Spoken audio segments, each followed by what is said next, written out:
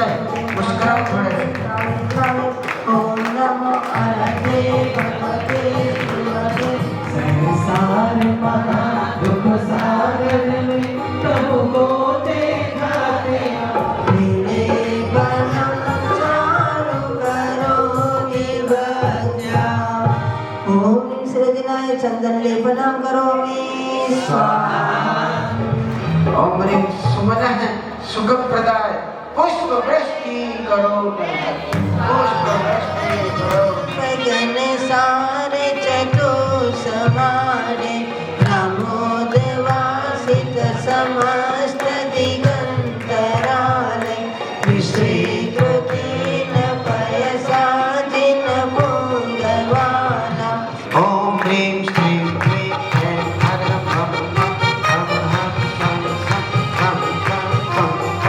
दुख सागर में प्रभु को दिखाते आए हैं हिंसा के बादल छाए संसार पर सर्वनाश की दुनिया भरी करार पर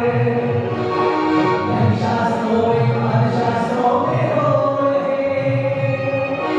दिव्य तेजोमूर्तये नमः श्री शांतिनाथाय शांतिकराय सर्व पाप प्रणाशनाय सर्व विघ्न विनाशनाय समस्त अभिषेक कर्ता नामस्य ओम ह्रौं ह्रीं ह्रूं ह्रौं रः सर्व दिशागत विघ्न विनाशनं भवतु ओम ह्रौं ह्रीं ह्रूं ह्रौं रः श्यामसा नमः भूत व्यंतरादि बाधा विनाशनं भवतु ओम छां छीं छूं छौं चा रक्ष रक्ष ओम फट् स्वाहा उद्भूत बीजन जलोदर मार्गो ज्ञान शोचांगतामुपगता चित जीविताशं कल्पाद पंकज रजो हृददेक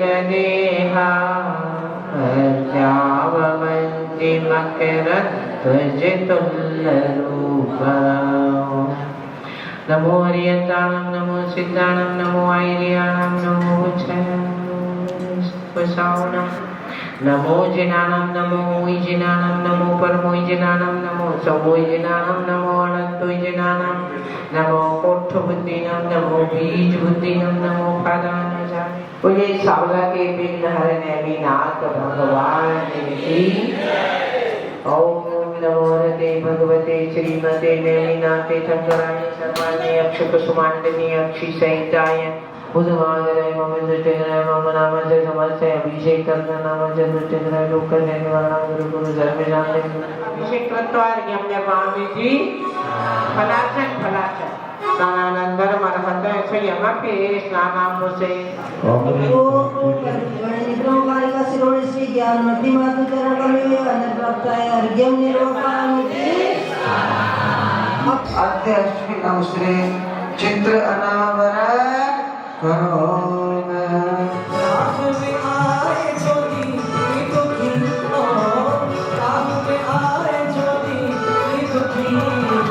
अयम ज्ञानो निकरण शास्त्र समर्पयामि ममतामयी माता जाने तू है कहाँ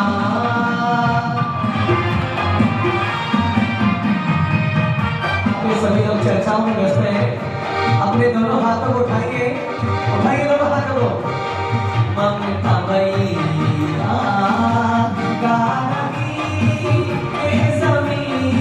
पुष्प वृष्टि करो पुष्प वृष्टि करो मेरी माता के दरबार में हम सब नाचे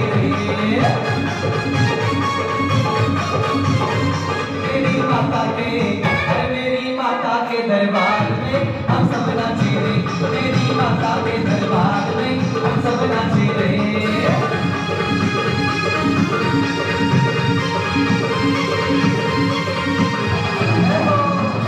परम पूज्य गण्य गुरुमा श्री सुभुष्णवती माता के चरण कमलेभ्यो नमः अनर्घ्य पद प्राप्ताय अर्घ्यं निर्वहते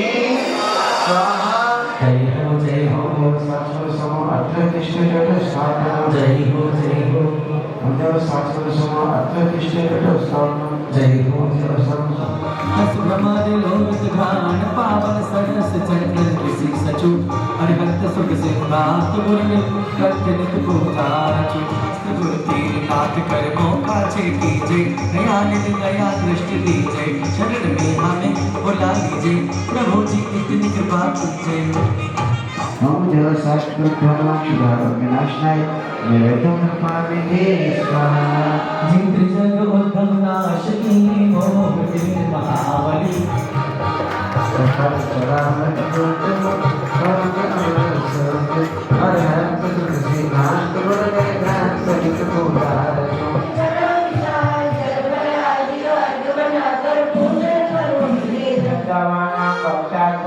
सिद्धकूट जिनालयस्थ जिनबिंबेभ्य विजय विजटावान बक्षार पर्वत सिद्धकूट जिनालयस्थ जिनबिंबेभ्य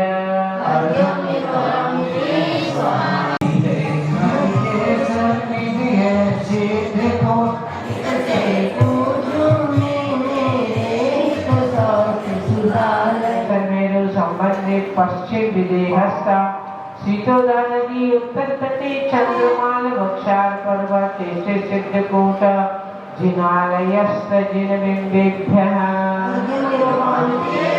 शीतोदा नदी उत्तर तटे सूर्यमाल वक्षार पर्वत स्थित ओम ह्रीं सुदर्शन मेरु संबंधी पश्चिम विदेहस्थ शीतोदा नदी उत्तर तटे स्थित सिद्धकूट जिनालयस्थ जिनबिंबेभ्यः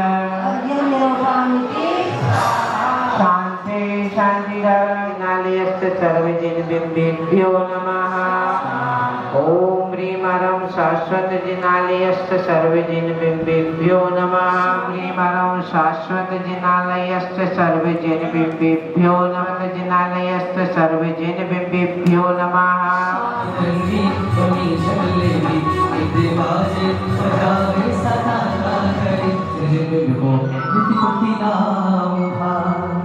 ओम ह्रीं सुदर्शन मेरु संबंधी पूर्वापर विजय है जय जय गुरु अभी मेरे मंगलाचरण में कहा कि जब धाष्ट करने धरा जिन्होंने सम्यक दर्शन सम्यक ज्ञान और सम्यक चारों का अवलंबन लेकर जब धाष्ट करने धरा जिन्होंने कर्मों को गहन कर दिया जला दिया जलाते आप भी हैं पर कसाइयों से एक दूसरे को जलाते परंतु नमस्कार उन्हें किया जा रहा है कि जिन्होंने कसायों को जलाया और फिर समता और ध्यान का अवलंबन लेकर कर्मों को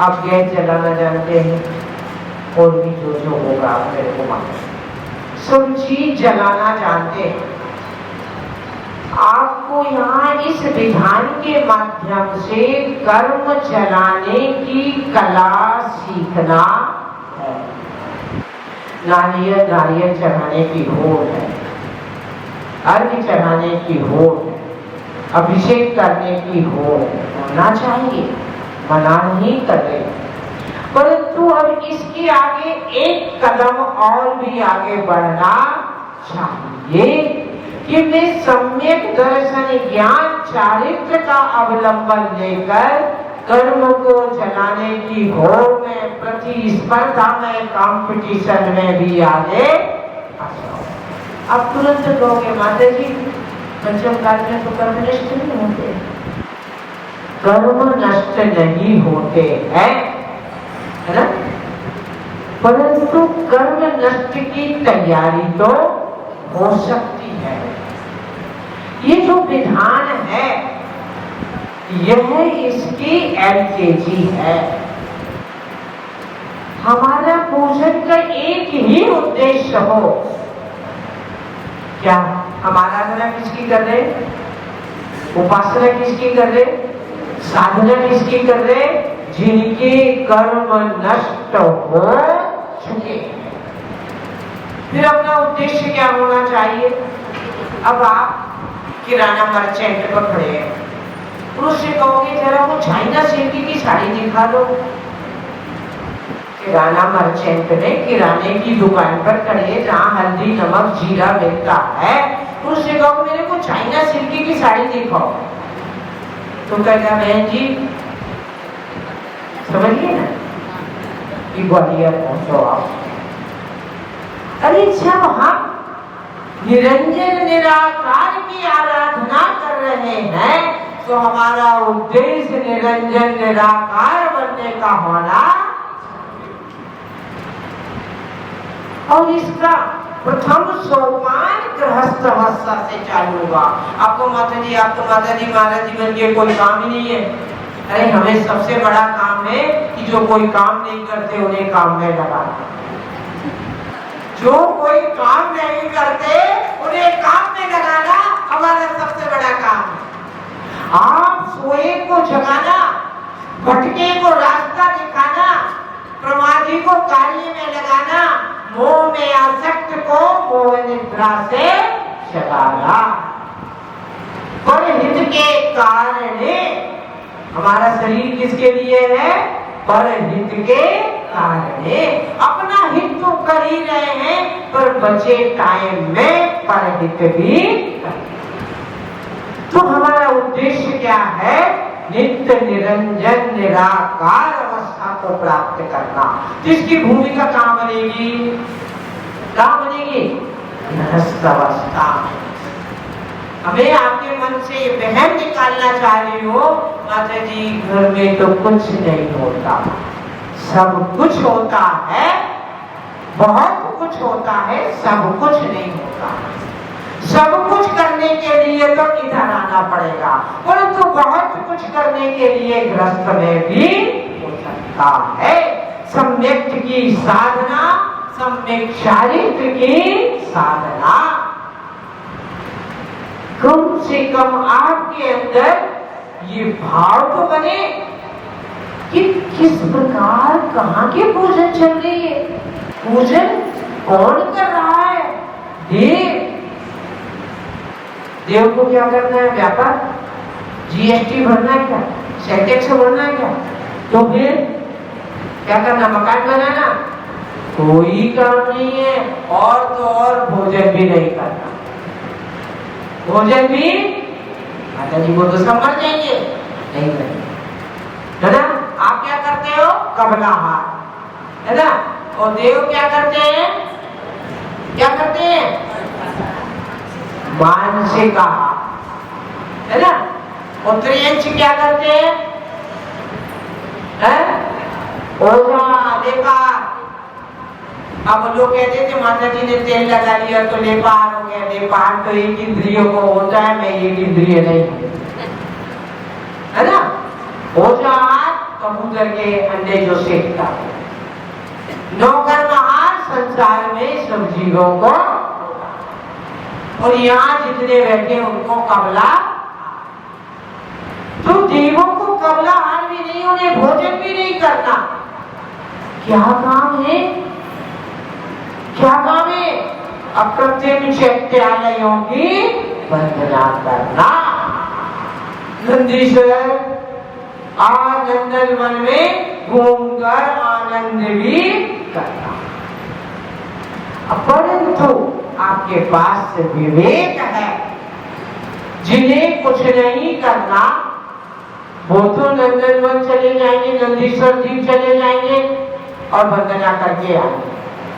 परंतु आपके सामने एक जटिल बात है, कठिन परिश्रम है कि आपको कबलाहार करना है, इसलिए पुरुषार्थ भी करना।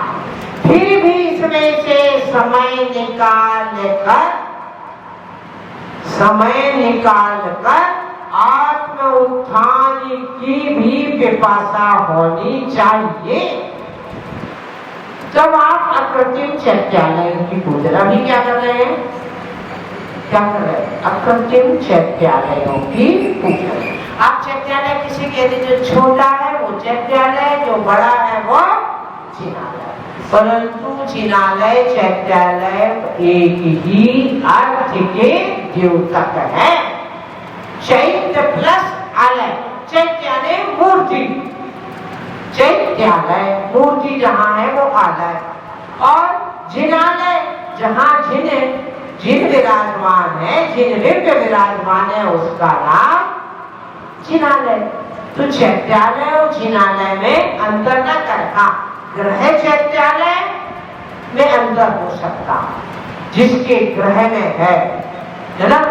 रावण के भवन में इतना सुंदर चैत्यालय था, है ना, कौन सा, शांतिनारायण, है ना। तो ये कहलाता है ग्रह चैत्यालय, जिसका एक स्वामी है, जिसके ग्रह में है। आज भी आप चले जाइए कर्नाटक महाराष्ट्र में, आज भी गृह चैत्यालय की व्यवस्था आज भी जीवंत है। ऐसा नहीं कि गांव में मंदिर नहीं है, तो फिर भी लोग अपने गृह चैत्यालय बनाते। तो आप अप्रतिम चैत्यालय की वंदना कर रहे हैं, वो विशाल विशाल, हम उन्हें पूरे ऊपर एक बार ऐसी दृष्टि करके देख भी नहीं सकते। तो अप्रतिम चैत्यालयों में जहाँ जा सकते हैं तो वहाँ देव लोग जाते हैं, परंतु मनुष्य नहीं जाता। इसीलिए उस जिनालयों के बारे में आपके मन में ये भावना उत्पन्न होनी चाहिए कि इन्हें अकृत्रिम शब्द क्यों जोड़ा। हमारे मंदिर को क्या कहते हैं, जिनालय, पर कहीं नहीं लिखा रहता कृत्रिम चैत्यालय, लिखा रहता क्या, परंतु वहां क्या नहीं करता, अकृत्रिम, उनके बारे में क्या कहा था, अकृत्रिम चैत्यालय। क्यों, किसी के द्वारा बनाए हुए, कैसे है, अनादि और अनंत काल से हैं और अनंत काल तक ये। और वहां जो व्यवस्था, वहां मनुष्य नहीं जाता। हमारे इस मंदिर में कोई आके छेड़छाड़ कर सकता, परंतु वहां देवों का गमन है। जहां मनुष्यों का गमन है भी, किसी देवों के माध्यम से मान लीजिए पहुंच भी जाए, परंतु वहां की व्यवस्था, चैत्यालय अकृत्रिम है तो वहां की पूजन पद्धति भी अकृत्रिम है, हमारे आपके द्वारा नहीं बनाई। और जो जिनबिंब है वह शासन देवी देवता युक्त है। हमारे यहाँ तो पहले जो प्राचीन जितनी भी मूर्ति है, यक्ष यक्षिणी सहित अष्ट प्रातिहार्य युक्त मिलती है। अब कुछ समय से ऐसा चल गया कि अष्ट प्रातिहार्य रहित होती है मूर्तियां, यक्ष यक्षिणी रहित होती है। परंतु चाहे वो नंदीश्वर दीप हो, चाहे कोई भी, जहाँ जहाँ अकृत्रिम चैत्यालय है वहाँ यक्ष यक्षिणी सहित अष्ट प्रातिहार्य सहित ही प्रतिमाएं होती हैं। और वो प्रतिमाएं अकृत्रिम में किसी काल विशेष में नहीं बनी है, किसी व्यक्ति विशेष से नहीं बनी है। ऐसे अकृत्रिम चैत्यालयों की जब हम वंदना पूजा स्तुति करते हैं, जब राम रावण का युद्ध होना है, वो युद्ध के लिए जा रहे हैं, माता जी की जयमाला में जो मन केंद्रित होता है वो और किसी की जयमाला में, क्योंकि शब्दों का तुकांत मात्र जयमाला नहीं है।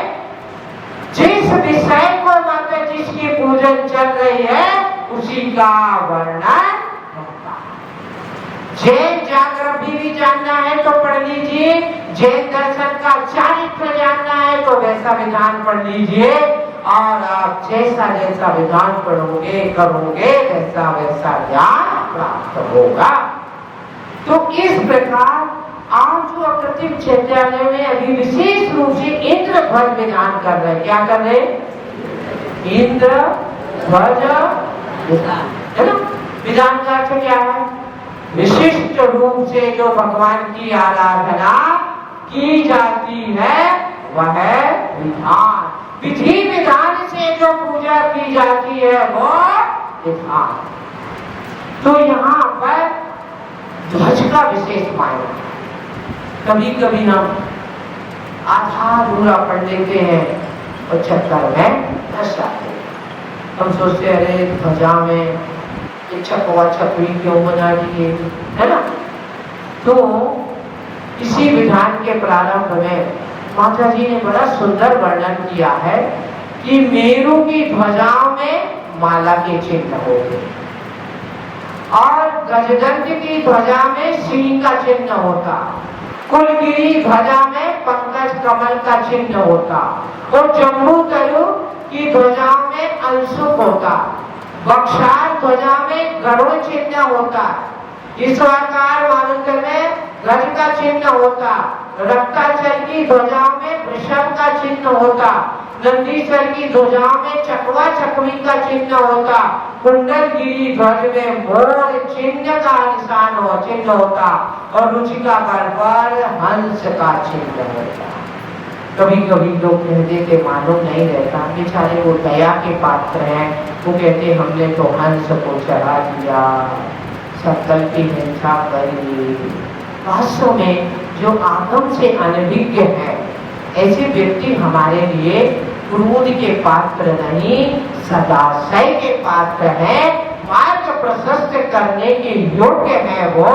तो इस प्रकार यहाँ पर ध्वजाएं तो जब विशाल बड़ा से भी बृहद रूप में जब होता है तो एक अभी तो छोटा सा चैत्यालय है ध्वजा प्रत्येक पर, है ना, और चिन्ह नहीं है। क्यों नहीं है कि उतना बड़ा इसका चिन्ह बनाना तो ध्वजा भी बड़ी होगी, बड़ा होगा तो मंडल भी बड़ा होगा, बड़ा तो स्थान भी बड़ा होगा। तो कुछ परिस्थितियों जन्य बहुत सी बातें नहीं कर पाते हैं। मेरु संबंधी पूर्व देश सीधा नदी, उत्तर तटे कच्छावती देश मध्य, विजयार्थ पर्वत सिद्धपुर जिनालय सर्वजिन बिंबेभ्यः। सिद्धपुर जिनालय सर्वजिन बिंबेभ्यः। सीता नदी, उत्तर तटे पुष्कलावती देश मध्य, विजयार्थ पर्वत सिद्धपुर जिनालय तटे सुभद्रा देश स्थित विजयार्थ पर्वत सिद्धकूट जिनालय सर्वजिन बिंबेभ्यः। महावत्सा देश स्थित विजयार्थ पर्वत सिद्धकूट जिनालय सर्वजिन बिंबेभ्यः। ओम संबंधी बोले सीता नदी दक्षिण तटे वत्सलावती देश स्थित विजयार्थ पर्वत सिद्धकूट जिनालय सर्वजिन बिंबेभ्यः।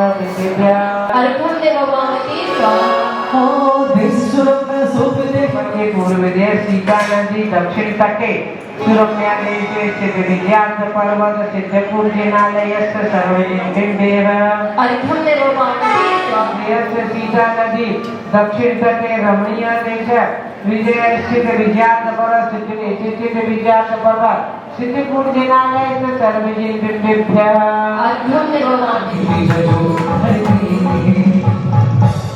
दक्षिण मेरु संबंधी पश्चिम विदेह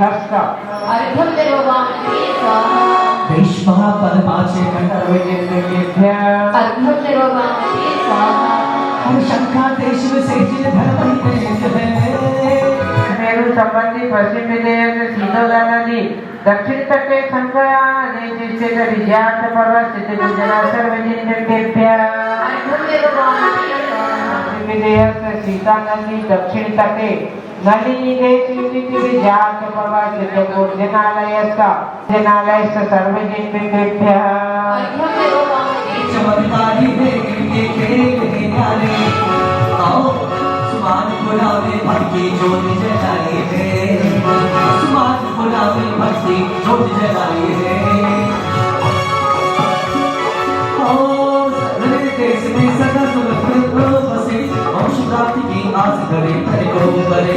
सीतोदा नदी दक्षिण तटे सरित देश स्थित विजयार्थ सर्वजिन बिंबेभ्यः।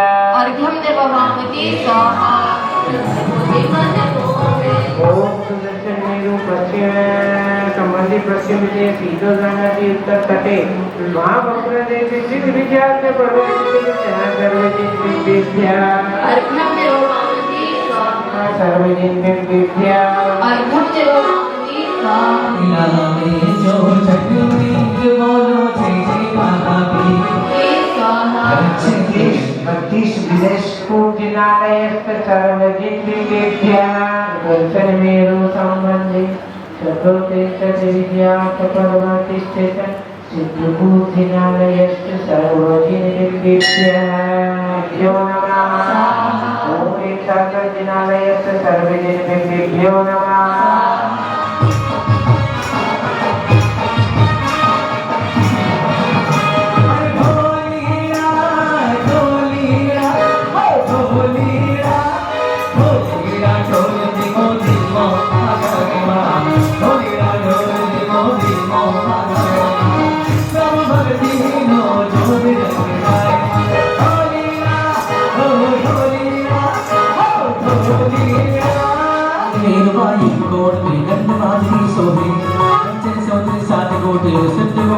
आग्नेय कौन, नैऋत्य कौन, वायव्य कौन, ईशान कौन, इस क्रम से होता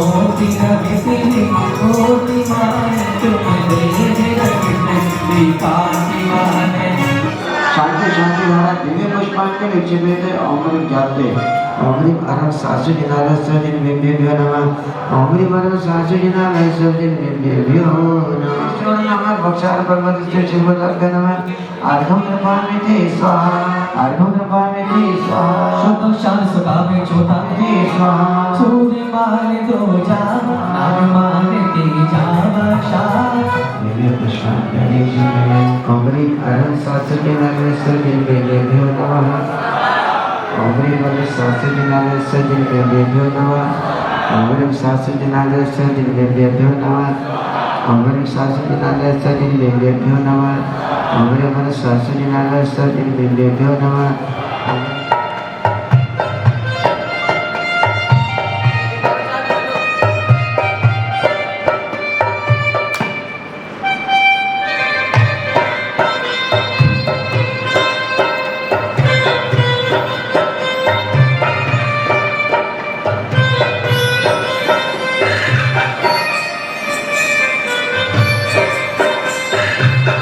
डॉक्टर मुकेश भाई जो यहाँ शांतिनाथ फाउंडेशन के अध्यक्ष हैं, हमें खुशी और गौरव है आज उनके बड़े भाई प्रवीण भाई हमारे बीच में मौजूद हैं।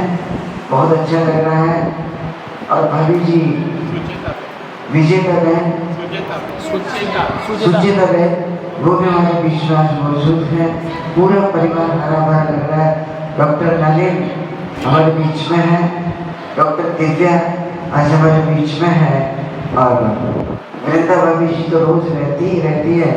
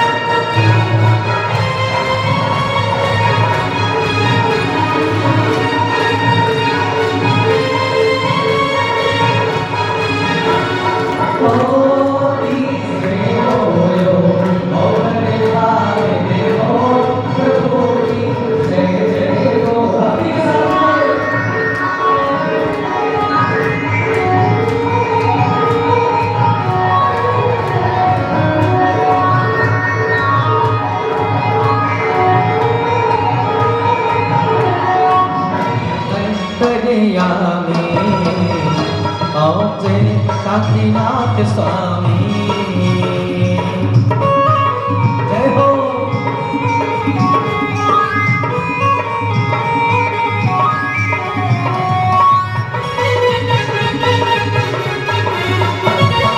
पंचम चकेरी है आप छठ खंड के स्वामी, प्रभु छठ खंड के स्वामी।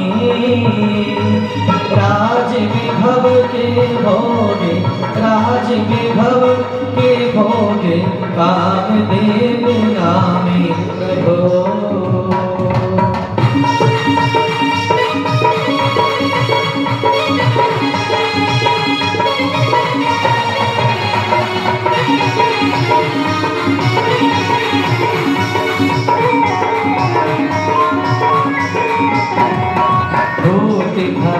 शब्द संतति है नर लोको भव सीधा, नर लोको भव सीधा। शतनेत्रो से वर्धित, शतनेत्रो से वर्धित, प्रभु तुझ विभो और सिर से प्रभु।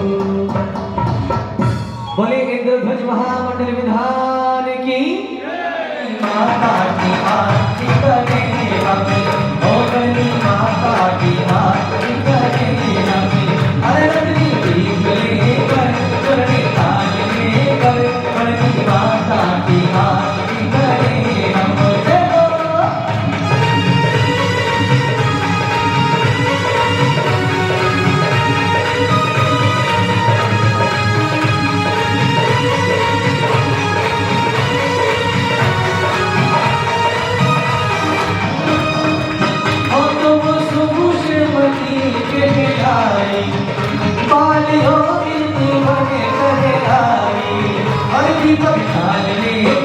भक्ति साथ लेकर करनी माता की आरती करे हमें, और करनी माता की आरती करे हमें।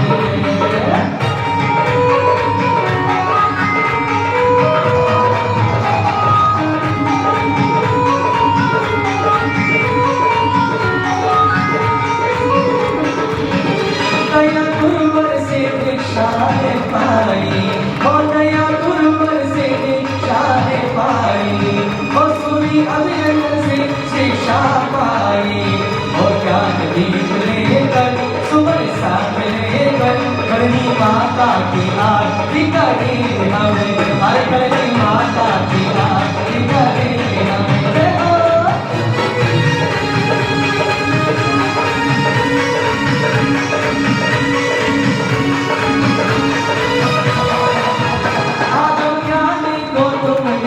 पाया निजी चर्या से सबको सिखाया, घर में ज्योति लेकर, ज्ञान ज्योति लेकर, करनी माता की आरती करे हमें, हर करनी माता की आरती करे हमें। जय हो।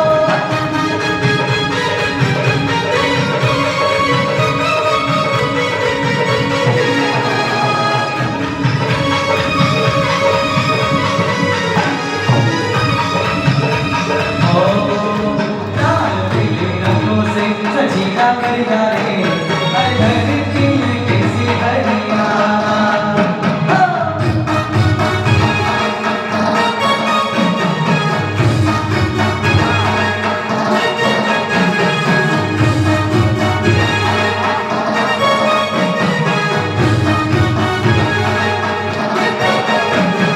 सुबह माता जी आए उस भानुआ, नगरी में छाई दे बहार।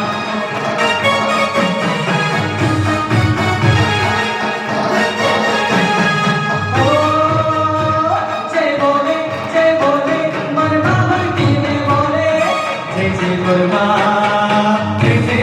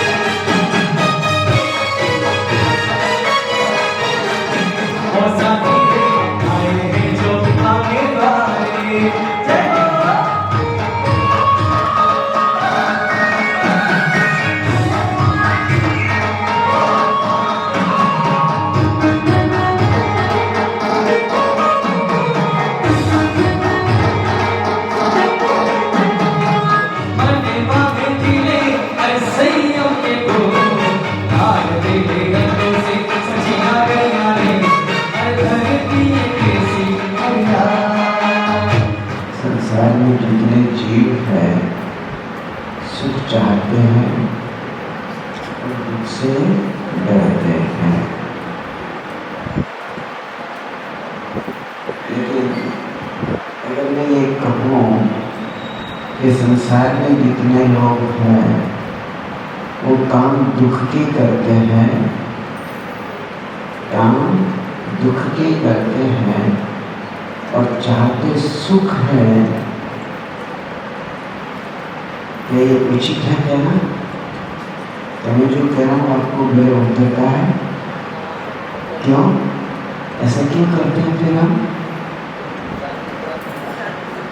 प्रश्न है ये अपने आप से, ऐसा मैं क्यों करता हूँ? इसलिए करता हूँ कि सच बात तो यह है कि आज तक मैंने अपने आप को जाना ही नहीं। अनिता जी ने कहा था आया कहाँ से, कहाँ है जाना, ढूंढ ले ठिकाना, चैतन ढूंढ ले ठिकाना।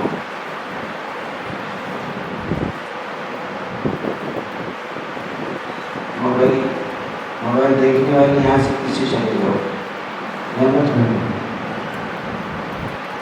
मन लगता है तो बैठो, नहीं मन लगता है तो मत बैठो। और बैठना है तो इधर मुँह करो, इधर मुँह करो। हाँ, क्योंकि यहाँ की बात कड़वी दवा है, कड़वी दवा। कड़वी दवा जब मलेरिया हो जाता है तो कौन सी गोली देते हैं? कुनेम की। और कुनेम की गोली मीठी होती है, कड़वी होती है, लेकिन लाभ उसी से होता है, लाभ उसी से होता है। इसलिए जिनवाणी के वचन हमें बहुत लाभदायक है, लेकिन सुनने की हिम्मत चाहिए, सुनने का साहस होना चाहिए, रुचि होनी चाहिए। ये बहुत गहरा विषय है डॉक्टर मुकेश भाई, बहुत गहरा विषय है। मैं कहाँ से आया हूँ, चलिए कहाँ से आया हूँ ये भी आप सब लोग उत्तर दे देंगे इसमें। पर कहाँ जाना है, कहाँ जाना है, अब इसका उत्तर कुछ भी दे दो और सच्चाई के करीब आ जाओ। आज तक हमने लक्ष्य नहीं बनाया कहाँ जाना, बनाया क्या? सिद्धालय में किसने बोला था अभी? आपने बोला था सिद्धालय में जाना है, बहुत अच्छी बात है। पर सिद्धालय में जाने का टिकट कहाँ मिलता है, कैसे मिलता है, इसके बारे में विचार किया? विचार किया? करना पड़ेगा। नहीं, पुरुषार्थ तो कर लोगे आप, पर कभी ये सोचा क्या आपने कि आखिर उस सिद्धालय का मार्ग कहाँ से कहाँ होके जाता है, क्या रूट है उसका? मैं सिद्धालय जाना चाहता हूँ, ये मेरी बहुत अच्छी बात है। और ये तो इसमें कितने पैसे लगे? मैं सिद्धालय जाना चाहता हूँ, ये करने में क्या लगा मेरा? कुछ नहीं लगा, बस बातें ही बातें हैं, बातें ही बातें हैं। सच बात तो यह है कि कभी बैठ करके मैंने एकांत में ये सोचा ही नहीं कि मैं कहाँ से आया हूँ और मुझे कहाँ जाना है। चलो ये भी बहुत आगे की बात है, मैंने तो ये भी नहीं सोचा कि मैं कौन हूँ। ममता भाभी जी, मैंने ये भी नहीं सोचा कि मैं कौन हूँ, और सोचा तो इतना सोचा मैं पुरुष हूँ, मैं स्त्री हूँ, मैं बालक हूँ, मैं बालिका हूँ, मैं तिर्यक हूँ, मैं नारकी हूँ। इतना ही सोचा ना, इससे आगे भी सोचा ही नहीं। 50 साल 60 साल गुजर गए जिंदगी को, 70 साल गुजर गए जिंदगी को, ये सोचा ही नहीं कभी। क्यों नहीं सोचा? क्योंकि सोचने की ऐसी जरूरत हमने महसूस की नहीं, कभी ऐसी आवश्यकता महसूस की नहीं। जबकि माँ जिनवाणी कहती है, माँ जिनवाणी ये कहती है कि तुम सबसे पहले अपने आप को जानो। कौन हो तुम? वो स्वतंत्र निश्चल निष्काम। मुझे पता था ये भी सबको आता है, मुझे पता था ये भी सबको आता है, लेकिन आता तो है लेकिन भाता भी है क्या? वो स्वतंत्र निश्चल निष्काम याता देशता आत्मराम। मैं वह हूँ जो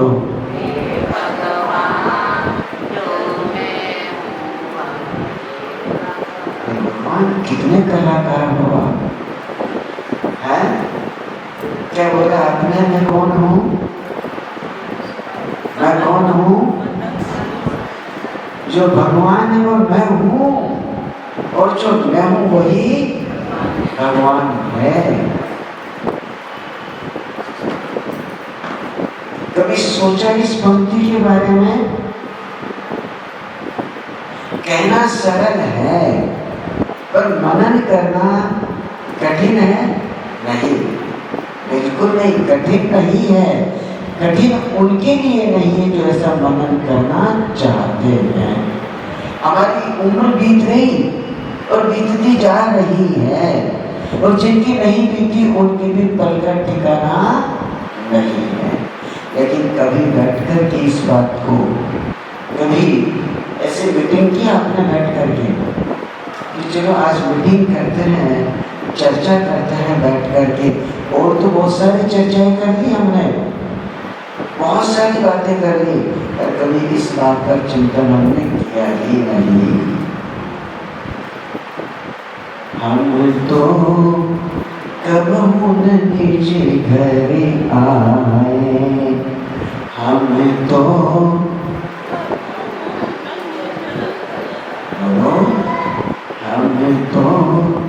कब निज घर आए। देखिए मैं कह रहा हूँ, कौन कह रहा है? कौन कह रहा है? आप बोलो मैं कह रहा हूँ, मैं भी कहूँगा मैं कह रहा हूँ, लेकिन आप भी मत सोचना मैं कह रहा हूँ। नहीं, स्वयं के लिए सोचो मैं कह रहा हूँ। मेरी वेदना है, मेरी पीड़ा है, मेरी सोच है, मेरा चिंतन है। मैंने अपना घर किसको मान रखा है? इंदु बेन जी 10 नवभारत सोसाइटी है, अथवा इससे हट करके 10 सेक्टर मालवीय नगर जयपुर को, इतना ही ना है। ये मेरा घर है क्या?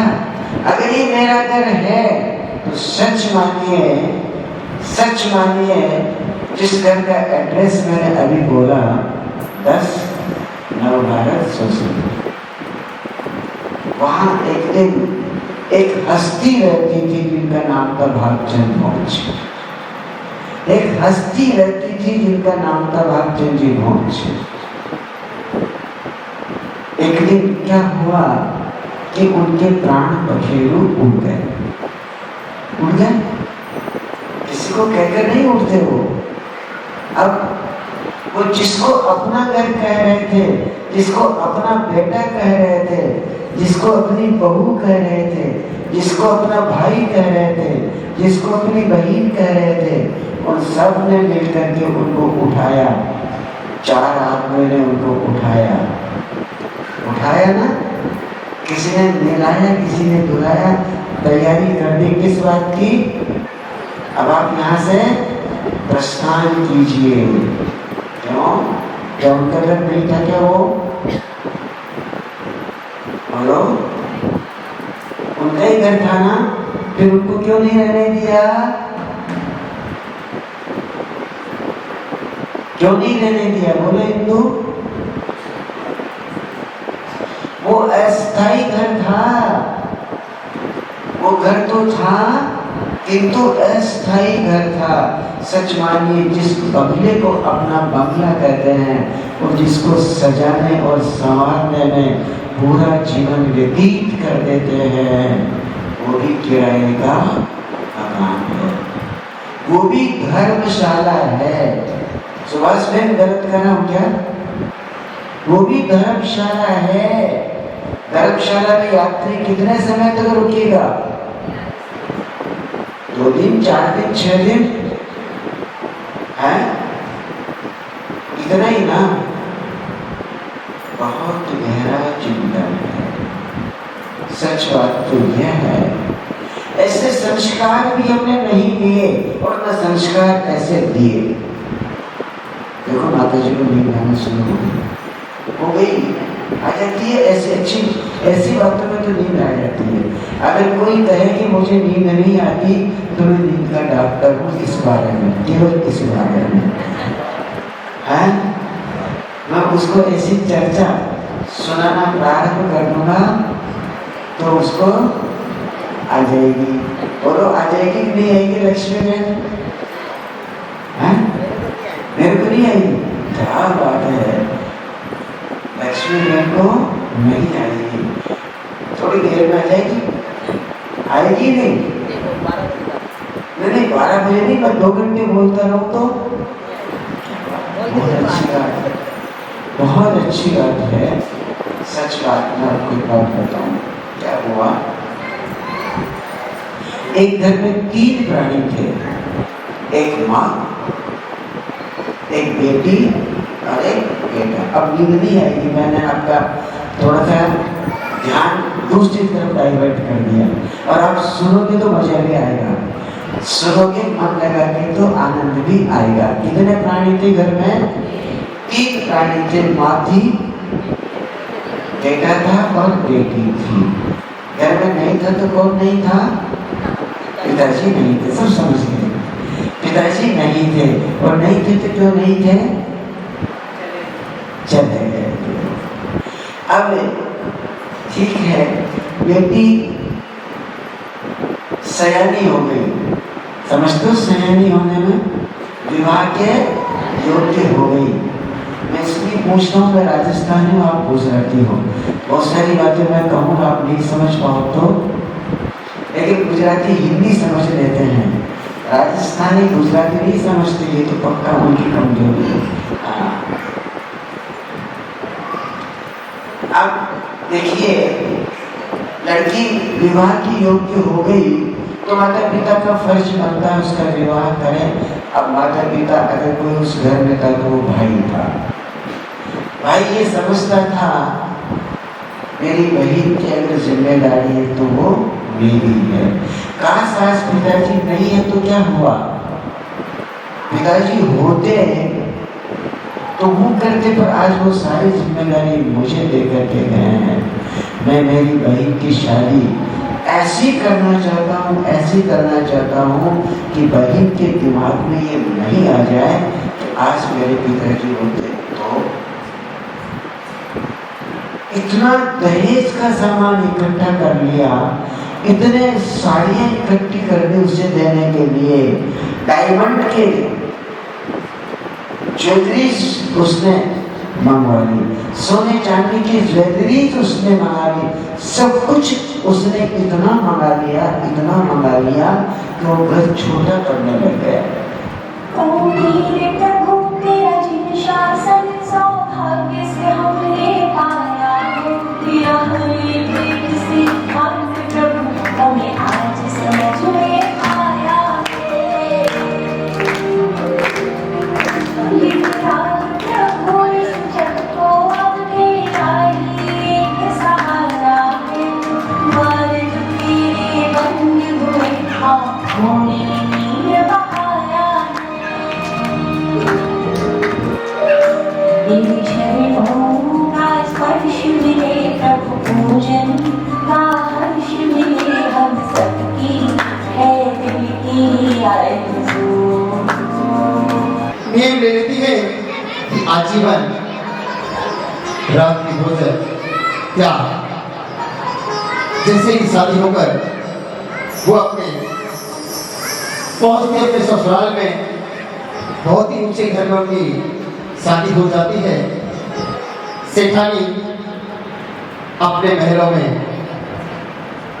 बैठी हैं, सोमा अपने ससुराल में आ जाती है। लेकिन जो नियम था, नियम पर अपने अड़ी हुई है। शादी होने के बाद घर में शादी का माहौल है और सासू उनकी क्या चर्चा करती है और क्या कहती है। अरे मैं तो खुश हो गई, आज तो कितना खुशी का माहौल है। आज तो कितने खुशी का माहौल है। आज तो मेरी बेटी बहू आई है, शानदार टुकड़ा आया है मेरे घर में, तो बहुत सुंदर है। क्या आपकी बहू है सुंदर? मेरी बहू तो बहुत सुंदर है, वो तो चांद का टुकड़ा है, टुकड़ा। अरे खुशी के बारे में तो मुझे समय को पता ही नहीं चला। रात हो गई है, चलो मेरी बहू अब भूखी होगी, उसको मैं भोजन में पूछ लेती हूँ। सोमा, बहू बेटी, इधर खुश रहो बेटा। चलो बेटा हम भोजन करने चलते हैं। नहीं माँ, मैं भोजन नहीं करूँगी, मेरा रात्रि भोजन का त्याग है माँ। अरे बेटा, खुशी के बारे में मुझे आज समय का पता ही नहीं चला कि कब रात हो गई। बेटा मुझे क्षमा करना, पर बेटा आज तो मैंने हमारे परिवार के साथ भोजन करो। कोई बात नहीं माँ, मुझे कोई तकलीफ नहीं है।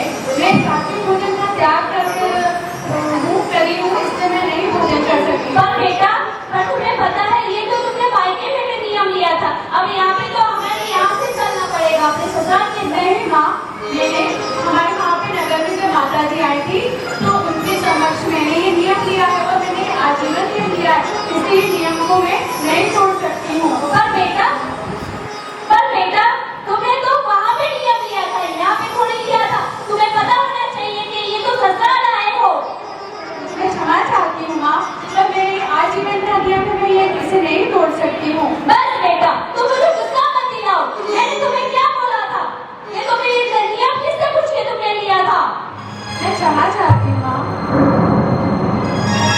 पता नहीं आज कल बहू आई है और बस नियम लेके आ गई। मेरा भोजन करके आ गए मेरा, अभी मैं बोलती हूँ। और बहू सोमा अपने नियम पर अड़ी हुई है और अपने पुत्र को बुलाती है। हेमदत्त! ओ बेटा हेमदत्त! जय जिनेंद्र माँ, जय जिनेंद्र माँ, जय जिनेंद्र बेटा। बेटा हेमदत्त, तुम अपनी पत्नी को समझाओ। क्या समझाओ माँ?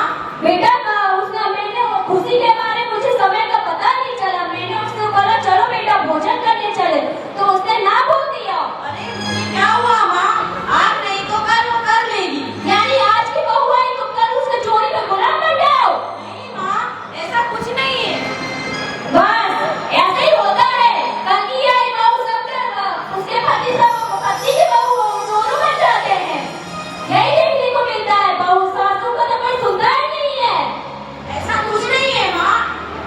नहीं तुम ऐसा करो, तुम मेरे अपनी पत्नी को समझाओ कि आज के साथ हमारे परिवार के साथ भोजन करे। आपकी जो इच्छा हो। तो क्या हुआ, क्यों सर पे उठा के रखा है? क्या तुम्हें सर घर पे लगा के रखा है? तुम्हें ऐसा लगता है? नीरज को गुस्सा मत करो। मैं ये गुस्सा कर रही हूँ, तुम्हें पता है क्या हुआ है? क्या हो गया बताओ। तुम्हें पता नहीं क्या किया है बहू ने? क्या किया? अभी कल की आई बहू और आज बहू ने नियम ले लिया है कि मेरा आखिरी भोजन का मेरा त्याग है। कोई बात नहीं, वो थक गई होगी, उसको भूख नहीं होगी, आज नहीं तो कल खा लेगी। यानी अब तुम भी बहू के पक्ष में हो गए, मैं झूठी हो गई हूँ। भगवान नाराज नहीं हो, अभी आज ही तो आई है वो शादी करके। आज अड़ोस पड़ोस के लोग क्या सोचेंगे? क्या सोचेंगे? ये लोगों को भी पता है कि रात को भोजन करने से क्या होता है और दिन में भोजन करने से क्या होता है, पता है ना सबको? अरे मेरी भगवान, इतना गुस्सा मत कर, शांत शांत शांत। अब तुम भी जाओ, तुम भी ऐसे ही हो। हमें कुछ ना कुछ करना ही पड़ेगा, मुझे लगता है। हाँ भगवान, मैं जा रहा हूँ, तेरी मर्जी हो वो तू कर। हाँ बस मैं तो अपनी मर्जी चलाऊंगी। अब तो मैं सोच रही हूँ कि मैं अब या वो रहे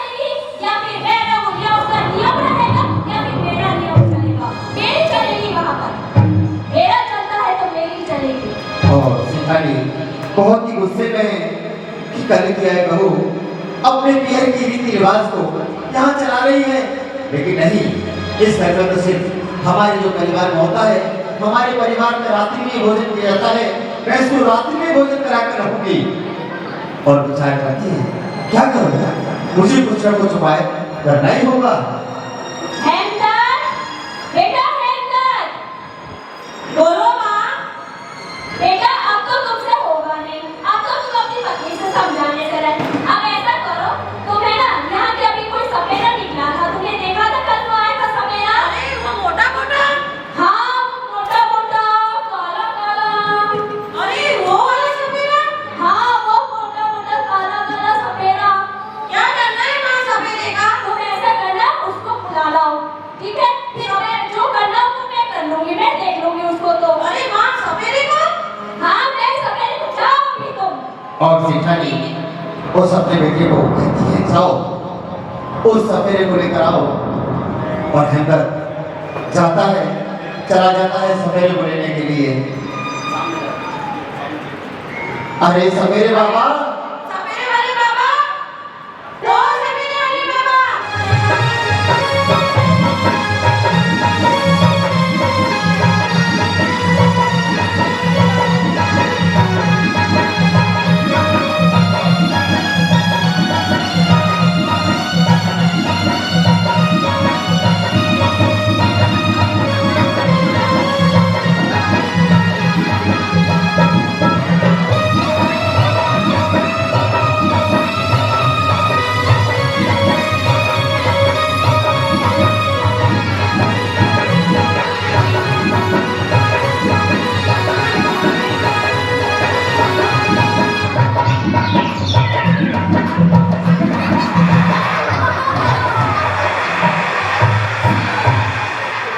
अरे माँ देखो ये सपेरा आ गया। ठीक है, चलो मैं देखती हूँ। अरे आओ सपेरा बाबा। कहिए हमें कैसे याद किया? हमें तुमसे बहुत काम है, मुझे सांप चाहिए, मुझे आखिर जहरीला सांप चाहिए मुझे। सांप?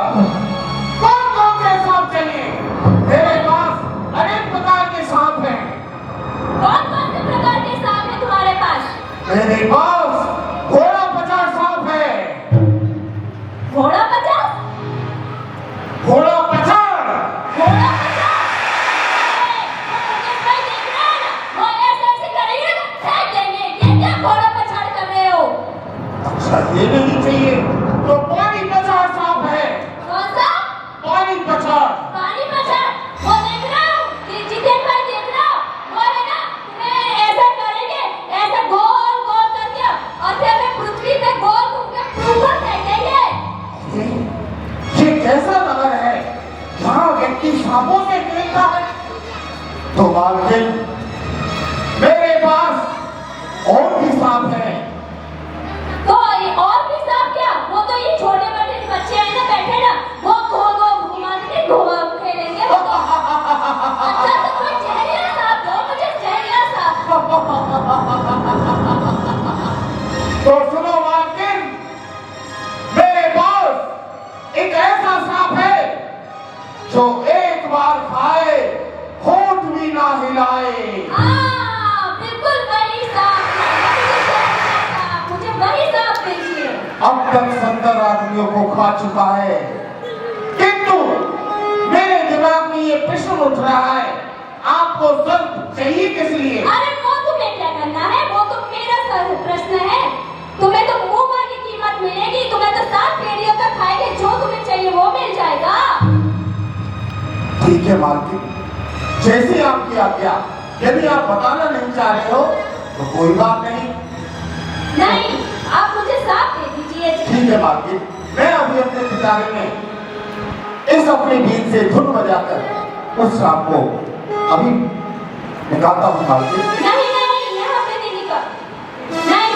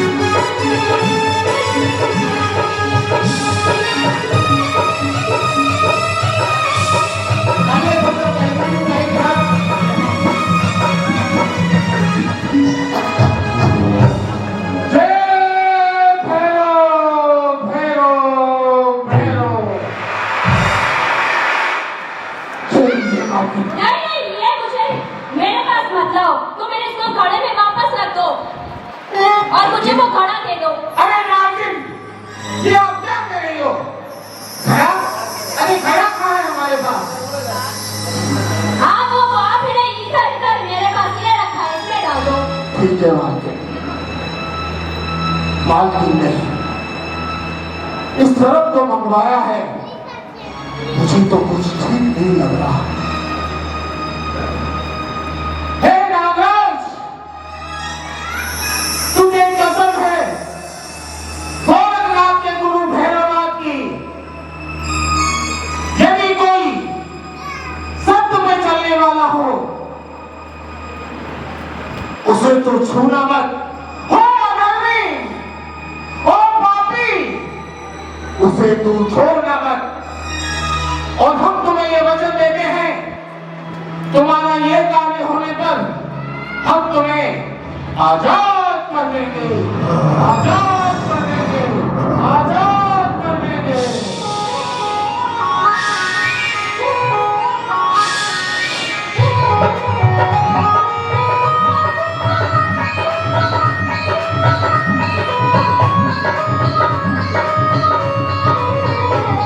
अब हमें जाने की आज्ञा दो। हाँ ठीक है। और हमारा इनाम काम होने के बाद मिल जाएगा। ठीक है माँ।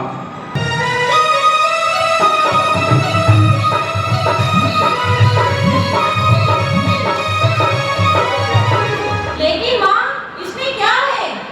पूछो क्या है इसमें? इसमें है ना इनका सांप है। जहरीला सांप? अरे बाप रे बाप! अरे बाप रे बाप रे, अब तो मैंने इसको लेके जाओ और अपनी प्रिय को दो। ठीक है माँ, सब ठीक है ना? क्या हुआ, कैसा लगा तुमको? मुझे बहुत अच्छा लगा। माँ बाप कैसे लगे? सभी बहुत अच्छे लगे, सब मेरा बहुत ध्यान रखते हैं। सोमा, मैं तुम्हारे लिए कुछ लाया हूँ। क्या लाए हो आप मेरे लिए? अरे कुछ लेके आया हूँ। मुझे दिखाइए ना। दिखाता हूँ। मुझे दिखाइए। बड़े में रखा है। तो चलिए ना मेरे साथ, मुझे देखना है वो। देखो तुम्हारे लिए बड़े में रखा है। क्या लाए हो आप मेरे लिए? तुम देख लो, तुम्हारे लिए बड़े में रखा है। पर आप बताइए तो, मैंने क्या रखा है? क्या लाए हो? तोहफा लाई हूँ तुम्हारे लिए। क्या लेके आए हो? 9 लगा हार लाई हूँ। लाए हो? हाँ, तुम्हारे लिए 9 लगा हार लाई हूँ। लाए हो कोई बात नहीं। हाँ, हमारे क्या है, सेठ जी है, सेठ जी होते हैं, लेकिन क्या है असमत जैसे पड़ रहे हैं कि माँ पता नहीं क्या करे, इसलिए कुछ भूल जाते हैं और जाती है न भगवान के साथ तो हार को निकालती है।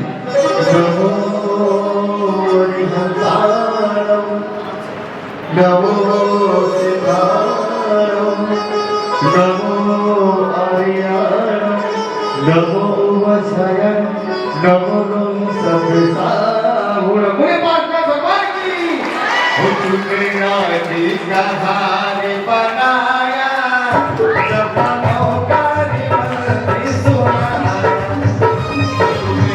हुक्मनादी हारे बनाया, जबानों का रिमंत्री सुनाया। अरे भाग्यवान, इसे पहन के देखो। और सिखाई सोमा पहनती है और देखती है। देखिए, कैसा लग रहा है ये हार? अरे कितना सुंदर लग रहा है ये हार। आप मेरे लिए बहुत अच्छा, बहुत सुंदर तोहफा लाए हो। मैं धन्य हो गई ये तोहफा पाकर। पसंद आया? हाँ, मुझे बहुत पसंद आया है। मैं ये अपनी उतार देती हूँ और उसी में रख देती हूँ।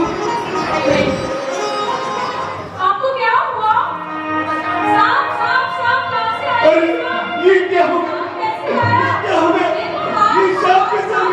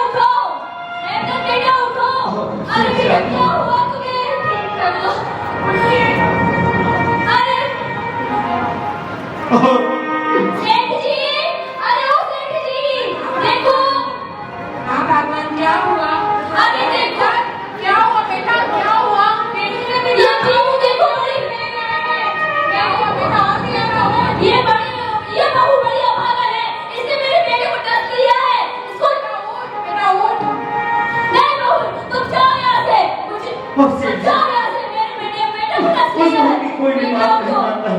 बेटा उठो बेटा है दर्द हे भगवान, ये क्या दर्द हो गया है?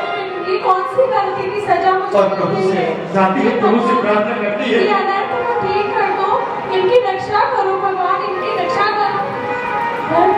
हे भगवान। नैया उस पार लगा देना। हाँ, ये कंकुल से उठ जाएंगे।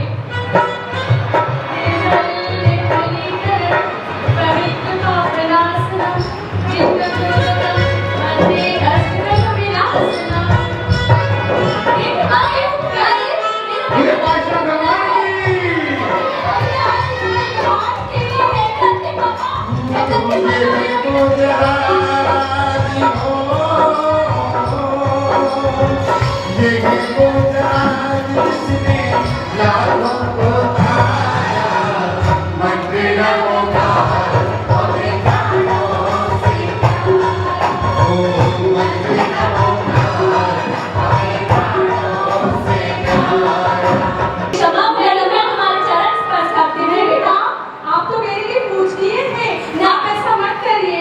नहीं बेटा, पर मैं तो तुम्हारी गलत, मैंने तुमसे गलती मांगी, मैंने सच्ची